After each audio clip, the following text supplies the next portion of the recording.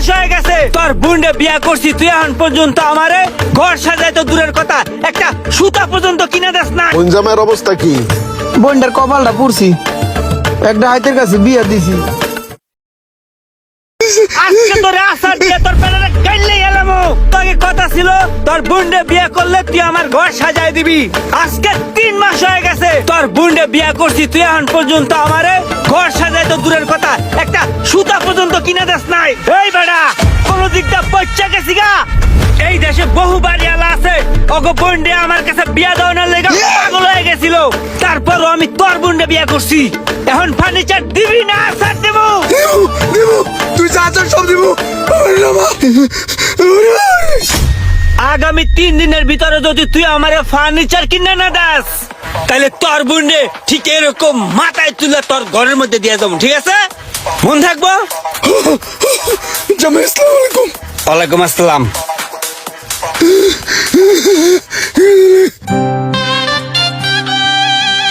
রে বাসু, এই মুরগির না আন জিমাইতাছু কে?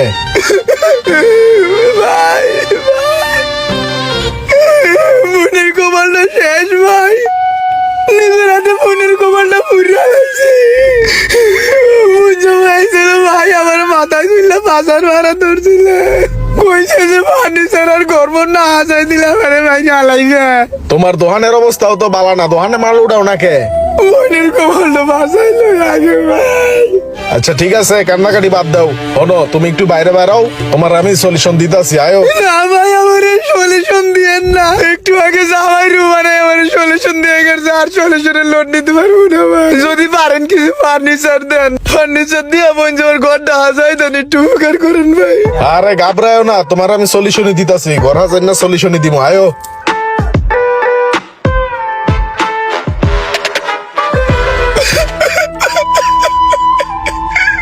এইভাবে বাইঙ্গা বললে তো হইব না, টাকা পয়সা কিছু আছে? ভাই টাকা পয়সা আছে কিছু, হালকা পাতলা, বুঝছেন? ছোট ভাইরে কয়দিন আগে বিদেশ পাঠাইলাম। ফোন ভাই, যা যা কইছি মনে রাখিস, আর ভালো মতন চলাফেরা করিস। ফোন দিস যাইয়া, আর বিমানে কেউ কিছু দিলে খাবি না, ঝামেলা থাকতে পারে। তুই ই কর, 1000 টাকা রাখ, এটা দিয়া বিমানে বয়ে তুই কিছু কিনা খাইস, তাহলে যা। এখন তো ভাই ছোট ভাই আমার ফোনও দেয় না, ফোনও ধরে না ভাই। আমি চিন্তা করছিলাম ও বেতন পাইয়া টাকাটা পাঠাইলে বন্যারে ফার্নিচার কিনা দিব, ছোট ভাইটা তো ফোনই ধরে না। আচ্ছা শোনো, কানলে তো আর লাভ হইব না, লও ডাহা যাইয়া উত্তর বাড্ডা ফুজিটা আরে একটা দেওয়ান ফার্নিচার আছে, এনে যাইয়া আগে ফার্নিচার দেহি, তারপর একটা ব্যবস্থা হইব না। ও ভাই আমার একটু বাঁচান ভাই, ওই ডাইতে যখন আমার আগ গাইছে ভাই, এই কুস্কির করে রক্তটা টান খাইছে। ফুজিটা ওরে দিহি ফার্নিচারের সমাহার, দেওয়ান ফার্নিচার, নগর ফার্নিচার, বাড্ডা ফার্নিচার, ওদিকে ডিসকাউন্ট ফার্নিচার। চল আগে দেওয়ানে ঢুকি। কিরে কত সুন্দর ফার্নিচার, আগুন পুরা মাঠ বলত তৈরি। না, এটা পাথর কেটে কেটে বানায়। আরে এটা তো আরো সুন্দর। গ্যালাস গ্যালাস না, এটা কাছের। তাহলে তো হালকা ছ দিলি ভেঙে যাবি। বস, এটা 10 mm গ্লাস, আপনি চাইলে দাঁড়ায় দেখতে পারেন, কারণ এটা অনেক মজবুত এবং টেম্পার গ্লাস। দেহি তুইটা ভাঙে কিনা। এর নাম আর তোর বোন জামাই কি এটার উপরে উঠে নাচবো, যে এটার উপরে উঠে তুই টেস্ট করতেছ, এটার উপরে ভাত তরকারি দিয়ে ভাত খাইবো। আরে না বাইক নেবো না, ওর আয় যদি এটার উপরে লাফালাফি করে, এর লিগে একবারই চেক করে লইতেছি। এমনার নাম অন্য কিছু দেই। আয় ভাই সোফা নাই? জি স্যার, এই যে এই সাইডে সোফাগুলো সাজিয়ে রাখা হয়েছে। ওরে পিঙ্ক কালারের সোফা, শক্ত আছে না নরম আছে? আরে ওই পাশে দিয়ে কত সুন্দর একটা সোফা।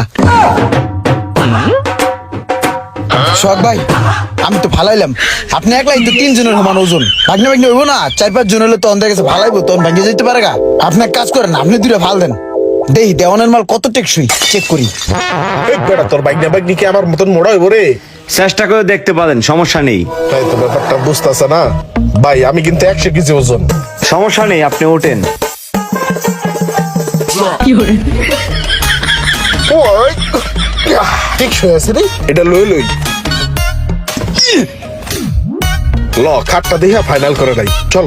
হ চলেন। ভাই দেখছেন কত সুন্দর আলমারি?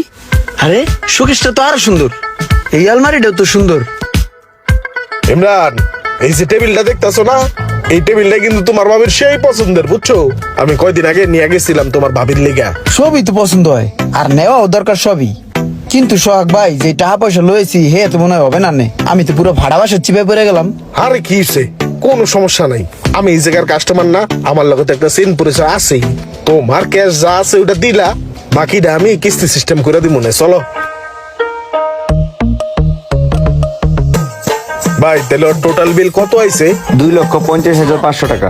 2,50,500 না? তাহলে ইমরান তোর কাছে কত আছে? আমার কাছে আছে 65,000।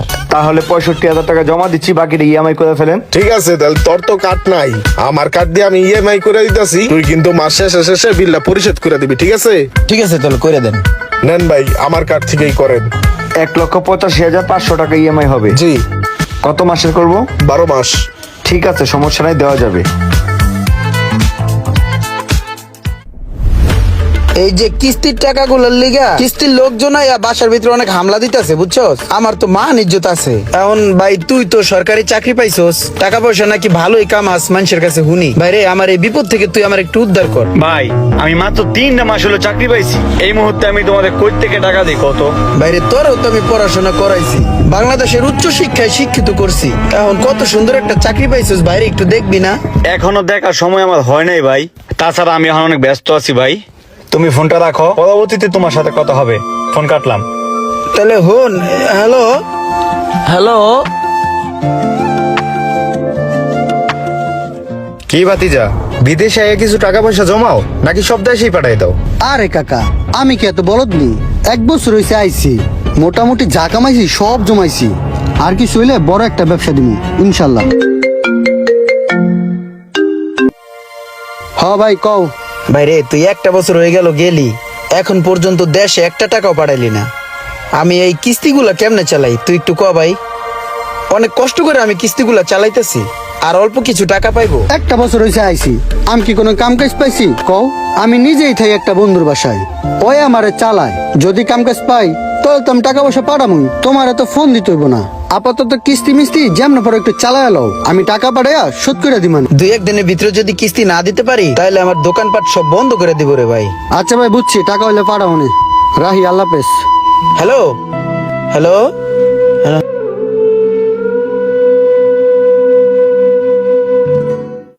বাসু মিয়া, তাহলে তোমার অবস্থাটা কি এখন কৌদি?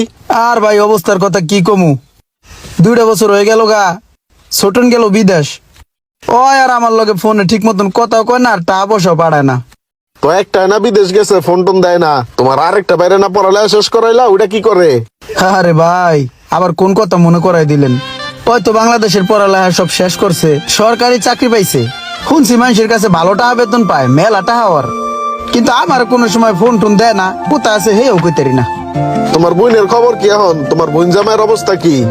বোনটার কপালটা পুড়ছি, একটা হাইতের কাছে বিয়ে দিছি, ওইটা হাইতে 2-3 দিন পর পর আই বানা ধরে, এটা দাও হেটা দাও, ফ্রিজ দাও, টিভি দাও, সাইকেল দাও। বাসু মিয়া, তোমার আগে আমি সাবধান করছিলাম, নিজের ভবিষ্যতের লেগে কিছু করো। এই ভাই বোন টাইম না, তোমার জীবনটারে তুমি শেষ করলা। আমাদের এই সমাজে অনেক বড় ভাই আছে যারা নিজের দায়িত্বগুলা পালন করলেও ছোট ভাইরা প্রতিষ্ঠিত হওয়ার পর তারা আর তাদের দায়িত্বগুলা পালন করে না। আপনারা যারা এই ভিডিওটা দেখবেন দয়া করে ভাই এরকম কাজটা করবেন না।